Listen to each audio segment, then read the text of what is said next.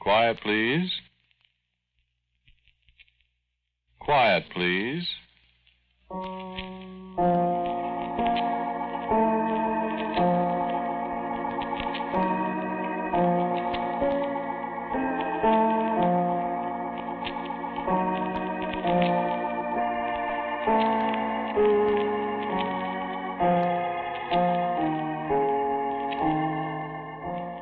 The American Broadcasting Company presents Quiet, Please, which is written and directed by Willis Cooper, and which features Ernest Chappell. Quiet, Please for today is called Very Unimportant Person.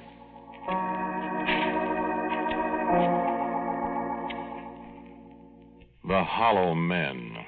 Ever read it? A lot of people were very fond of quoting from it when T.S. Eliot got the Nobel Prize. Especially that part, "This is how the world ends, not with a bang, but a whimper." Well, it wasn't so, Mr. Eliot. You were wrong. Me? How do I know? I was there. I don't know how it happened. Maybe somebody dropped something. Maybe one of our own people pushed the wrong button. Maybe the thing got tired of being in one piece and just went off by itself. All I know is I was standing outside the operations office at bowling that morning, and I heard a funny noise, and I looked up. I just happened to be looking north in the direction of Baltimore, and I knew what it was the minute I saw it. I was at Bikini, and I saw both Test Abel and Test Baker. You couldn't fool me for a minute. So there's an airplane standing there, and I saw Ruth alongside the doorway to the office. I grabbed her by the arm, and I boosted her into that airplane, and I took off.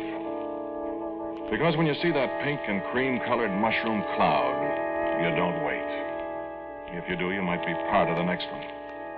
So Ruth didn't put up much of an argument after I pointed at the thing. She couldn't argue. Her mouth was hanging open a foot. And me, I was too busy to talk for a couple of minutes. I got to 10,000 feet awful fast. We got ourselves a good 20 miles away from Washington. I was noticing that for a miracle, both fuel tanks were full. And Ruth just about jumped out of her safety belt. "What?" I said. "What's the matter now?" And as I said it, I felt the blast. Washington! Washington! It isn't there anymore, Tom! I see what you mean. Well, we asked for it. I was just looking at the Capitol, and the Washington Monument, and the Pentagon. Oh, Tom, what's happened? What everybody's been waiting for, honey. Is it war? Well, if it was, it's all over now. If anybody dropped a couple of more of those bombs. What are we going to do? We're going to get out of here as fast as this airplane will take us. Hope we won't fly right into one of those things. Oh, Tom, it's so terrible. Where can we go? Give me the microphone there. I'm going to see who's still alive. Thanks. I don't know who to call. Hello, CQ. Hello, CQ. This is USAF plane 909344 calling CQ. CQ. If you hear me, anybody, give me a call. Speak up, somebody. Over. Do you hear anybody? Hello, CQ from USAF plane 909344. Do you hear me? Over. I don't expect... What is it? Wait. Philadelphia, this is Army 909344. I hear you very well. Is everything all right there? I say again, is everything all right? Over. Hello, Philadelphia, this is USAF 909344. Hello, Philadelphia, answer me. Over. Hello, Philadelphia, this is USAF 909344. Over. No Philadelphia. Oh, Tom. Wait. I had Philadelphia, but he stopped. Who's this? Pittsburgh, this is USAF 909344. I hear you very well. What is the situation there? I say again, what is the situation there? Over. Hello, Pittsburgh. Does he answer you? Darling, nobody answers. Tom, no. It can't be. It's happened, and just like the man said, honey, there's no place to hide.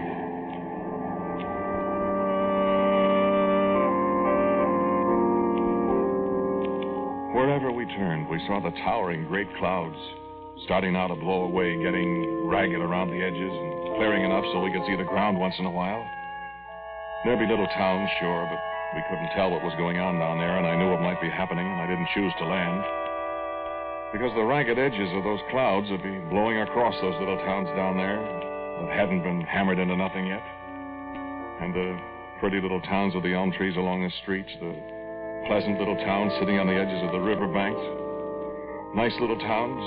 They'd get theirs pretty quick. I didn't want to be there. If I can just keep this airplane flying long enough, I thought. And I guess I must have said it aloud because Ruth answered me.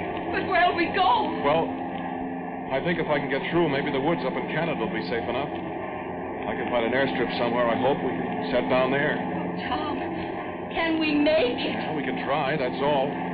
This looks like a pretty good airplane. And we've got gas. Oh, just look. The beautiful country. Yeah. Well, it's done now. Do you suppose it's like this everywhere? I don't know. I have an idea that if somebody dumped these things on us, there's more than one country like this by now. It's the end of the world. Here, let me try that radio again. I tried the radio for an hour. I tried Pittsburgh again, Detroit and Chicago. I didn't get any answer at all. I listened till my ears hurt. The only single thing I heard was the leader of a jet fighter squadron somewhere over Lake Erie. His voice was so faint. He was talking to his pilots, and he said, there isn't any field left to go back to. And then there was static, and he faded out. And we flew on, heading north for the snows and the wilderness of Canada, whatever kind of sanctuary that might be. I'd often wondered what people would say to each other in the face of an awful catastrophe. Would they pray, I wondered? Or would they try to comfort each other? Or would they try to reason their way out of disaster, or what? I found out we didn't say anything. And there wasn't anything to say. It got dark. And all around us on the horizon, there was the glow of fires and the luminous clouds. The clouds that a few hours ago had been cities, great industries, and people. The fuel tank I was using ran dry, and I switched to a second one. We flew along at 20,000 feet. I could hardly see. I was so tired and wrought up. I saw Ruth had just given up. She was lying back in the seat, not snoring, but making the kind of sound that a sick animal makes. Then she sat up suddenly and opened her eyes. Tom! Okay. Oh, I was dreaming. You'd better go back to sleep. Where are we? Canada somewhere. Still see the fire. I don't know if I made a wrong guess coming up here or not. I don't seem to be getting away from anything. Are you afraid, Tom? Me? Yes. What do you suppose happened back in Washington? I'm trying not to think about it. Flames, fire, dust. And nothing. Oh, Tom, do you think anybody else got away? I don't know. I doubt it. I wonder whose plane this is. It was waiting for somebody. Some VIP. A VUP now. What? Very unimportant person now. Yeah. Well, whoever he is, we ought to be awful grateful to him. Yeah? I'm sure you're both very welcome. Who? I'm afraid I'm the very unimportant person. The only thing I remember about him is his eyes. The light wasn't very good naturally, and I had to twist my head over my right shoulder to see him at all, standing between the cockpit seats behind us. So about all I could see was his eyes. I couldn't see them very well. He didn't have any hat. He sounded so tired, I felt sorry for him. Sorrier than I felt for myself or Ruth. I must have said something like that because he put his hand on my shoulder. Thanks, son. I am tired. It's been a long drag. Yeah. This your airplane, sir? I was under the impression that it belonged to the Air Force. I have a fair hunch there isn't any Air Force, sir. That's probably right. Were you back there all the time, sir? Yes. It's pretty rugged. Yes, it is. It's very rugged. I heard you say you're going to try to set down somewhere in the Canadian woods. Yes, sir, I'm going to try. Don't try it. Well, I haven't got much choice. Don't try it. Well, sir, if I run out of fuel... Just keep right on going. I said if I run out of gas... The point I was making is that there may not be any Canada by the time you run out of gas. Well, in that case... Sir, Yes? do you think this is the end of the world? I wouldn't be surprised. Oh, no. I wouldn't be surprised. Do you really think everybody is going to die? Everybody does die, my dear. No kidding, you think this is the finish? Well, scientists have warned what would happen. The destructive power of these things is... Well, look at your world. Oh, I see what you mean. Oh, it can't be. It can't be. You think anybody will survive? I think so, yes. Oh, I hope. What do you base that on, sir? You're not a very observant pilot, young man. Well, what do you mean? Well, if you'll look out your window, you'll see another airplane flying right along with us. And I looked. And not half a mile away, a little behind us, was a constellation with TWA markings on her. And I grabbed the microphone and yelled at him. I've been trying to raise somebody for the last 2 hours, Air Force. Why don't you keep your radio on? Over. Where'd you come from? Over. Los Angeles to New York. We were just over Chico, New Mexico, when we heard from Tucson what was happening. And I decided to head for Canada. What reports do you hear? What happened? Over. We don't know. I haven't heard anything since this afternoon. I can't raise anybody. I thought everybody else was dead. Over. So did I. What are you going to do? Over. Fly till I run out of gas. You got passengers? Over. All plane load. You? Over. A VIP, my girlfriend and me. Over. VUP, you mean? Over. That's what he says. We're all VUPs, Bud. Over. Yeah. I'll stick with you till my gas runs out, huh? Incidentally, we better save our radios. We may need them. Over. You're right, kid. Over and out. Tom, do you suppose there are other airplanes anywhere? I don't know, honey. What do you think, sir? I think there are. Really? Yes.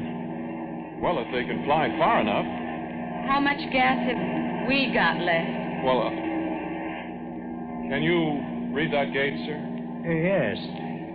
It says little more than half full. I just wanted to be sure.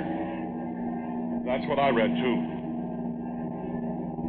How long is that good for, Tom? Well, honey, that's good for about another 3 hours. 3 hours. And then what? Well, the Lord will provide, baby. I hope. You really think he will? Sir? I said, do you believe that? Well, yes, sir. He always has up to now, sir. He's provided fire and destruction and the end of the Well, world. the Lord didn't do that, child. That was the people of the earth thought that of. Yes, but everyone on earth isn't wicked. That's right. That's why some of them have got to escape. Well, yes, but how? Aren't you the one who said the Lord would provide? You just go ahead and fly your airplane, son. So I flew my airplane. I flew it and flew it and flew it. And the Constellation flew right alongside us. He throttled back so he wouldn't outrun us. Every once in a while, I'd flip the radio on and ask him how he was doing. He was doing all right, he said. And then it got light. We were pretty far north, I suppose, and it got light quicker, I thought. But it wasn't long till I discovered that the light wasn't from the sun. It was coming from the wrong direction, behind us. South. Our passenger was asleep. At least he wasn't in the cockpit. But he came up when I swung our head around a little and looked back. He and I just looked out the window and we didn't say a word.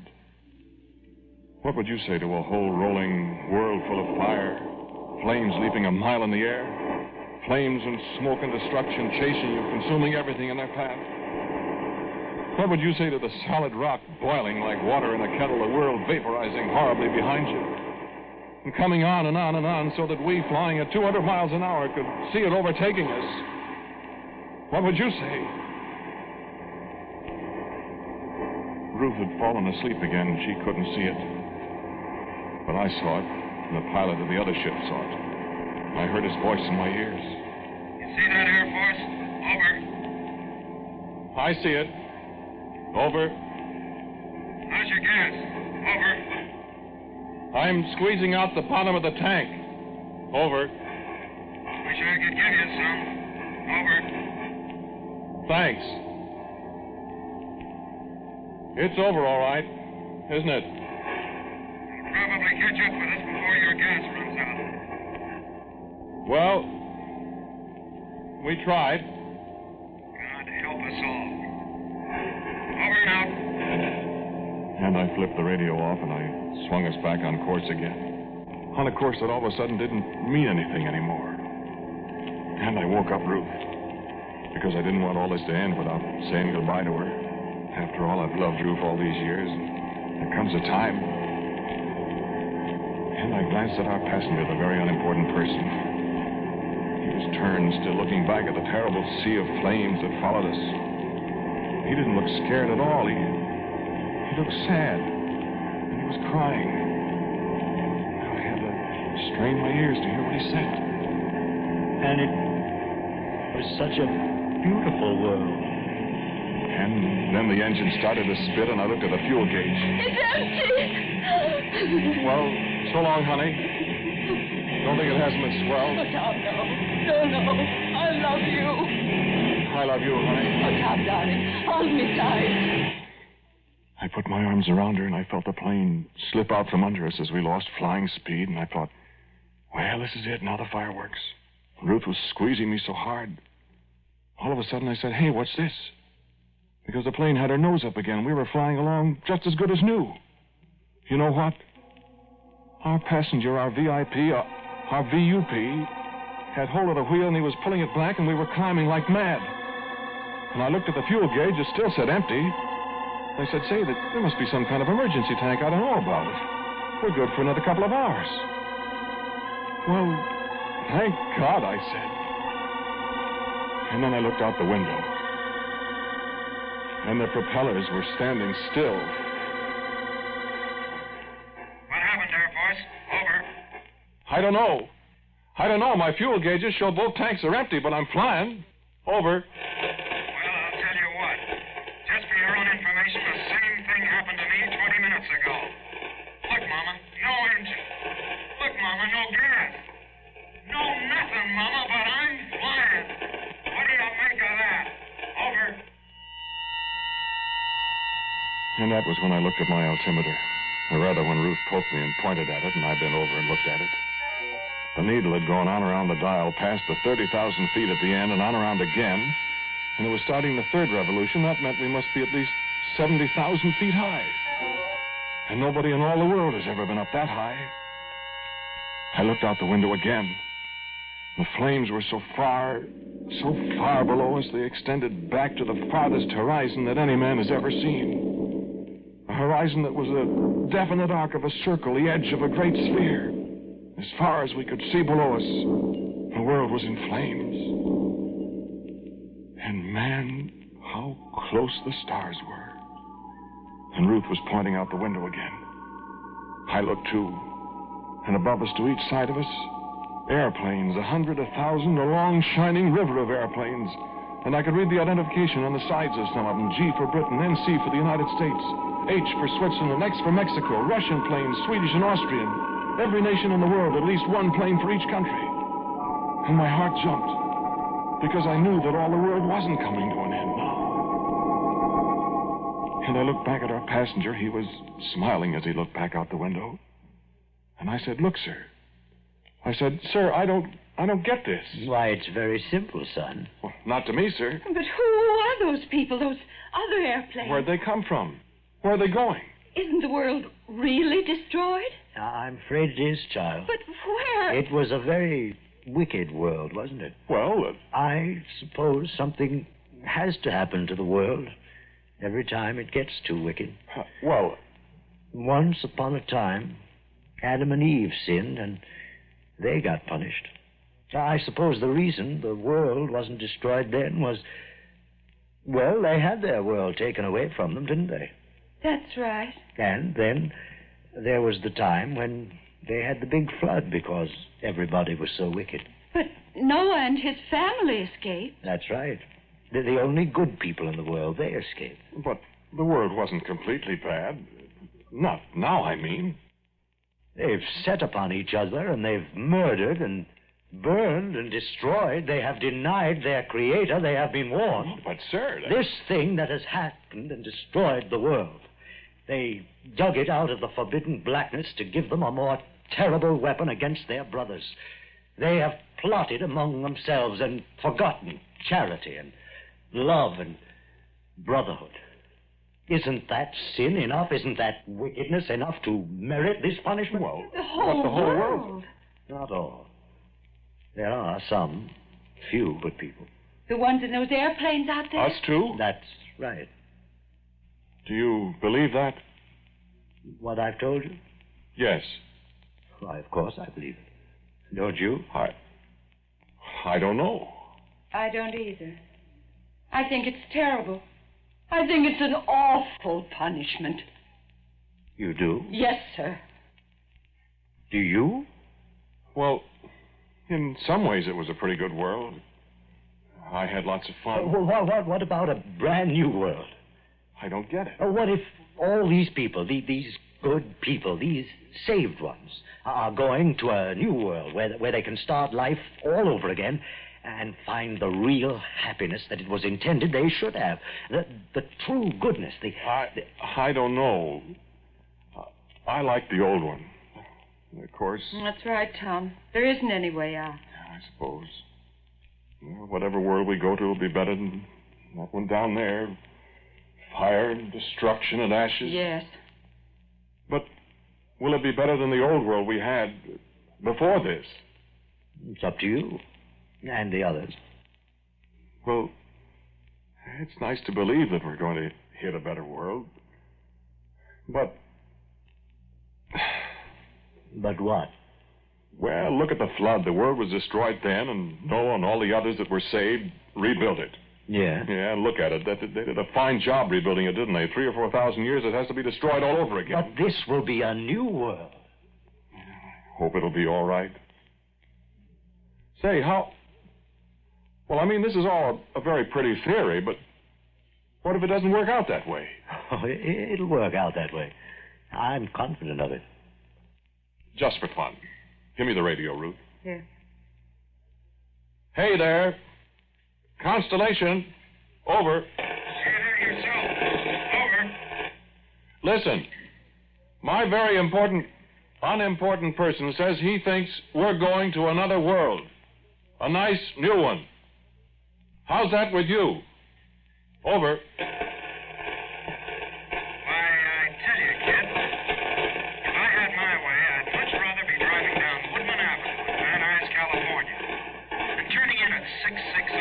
Saying hello to Viola. I'm coming in for a landing on a trick new world that's probably not very comfortable anyway. How about you? Over. Thanks. Just asking. Over and out. Well, sir, see what I mean? But we don't know what's going to happen to us, Tom, dear. Something pretty special, no doubt. You see what I mean, sir? I wonder how many other people think that way. Well, we could conduct a poll or something if we could pick up those planes with our radio. You want to try? But what good did it do? It's purely, what do you call it, academic. A bright new world peopled by only the good in heart, the righteous, the ones plucked from the burning for the goodness of their souls. Doesn't it sound wonderful? Well, no wars, no unpleasantness, no trouble. it sounds okay, too. Happiness. Well, I tell you, sir, it's too late to wish, but, well, God knows where we're going to land this time. Well, son, to be perfectly honest with you, I'm really not so sure after all. Honestly, I'm not. What? You think if you could go back to the world as it was before I let this all happen, you might help make something out of it? Honestly now? Sir, I don't know.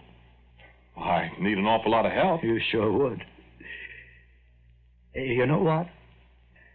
I'll tell you what I'm going to do. I'm going to give you a chance to make up your own minds. Well, that's fair enough. You and Ruth decide what you're going to do.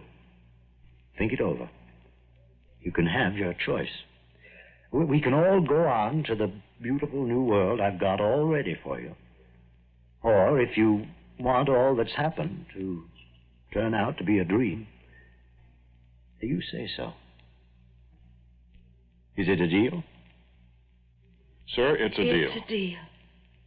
Okay, son. But you better get a lot of help while you're making that decision. You're going to be responsible for a lot of people, you know, and a lot of future. I know what your future will be if you take up my proposition. If you want it to be a dream, I can't promise. Okay? Okay, sir. Okay. Well, Ruth? I know what I think. So do I. But what does everybody else think, huh? Here, Ruth, give me that microphone. Shall some of us take the nice, bright, new world, or shall we try to fix this one up for all of us? What do you say? Will you tell me? Quick. Over.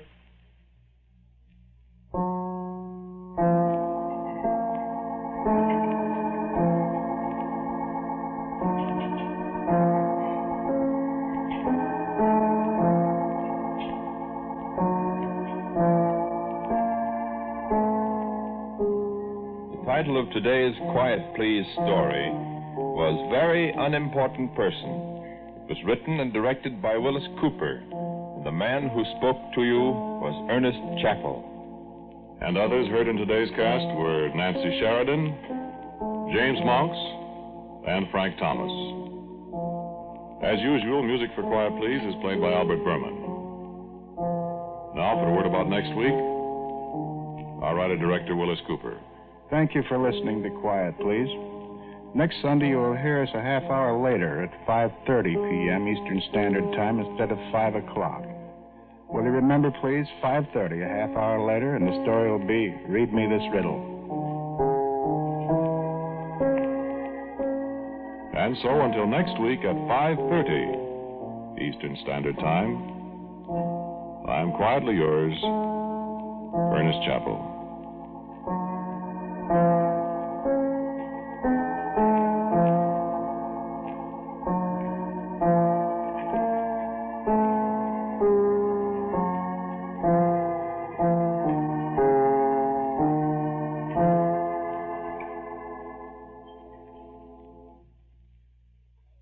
Beginning next Sunday, as you have heard, Quiet Please will be broadcast 1/2 hour later in all time zones. This is ABC, the American Broadcasting Company. This is WJZ, New York's first station, AM and FM.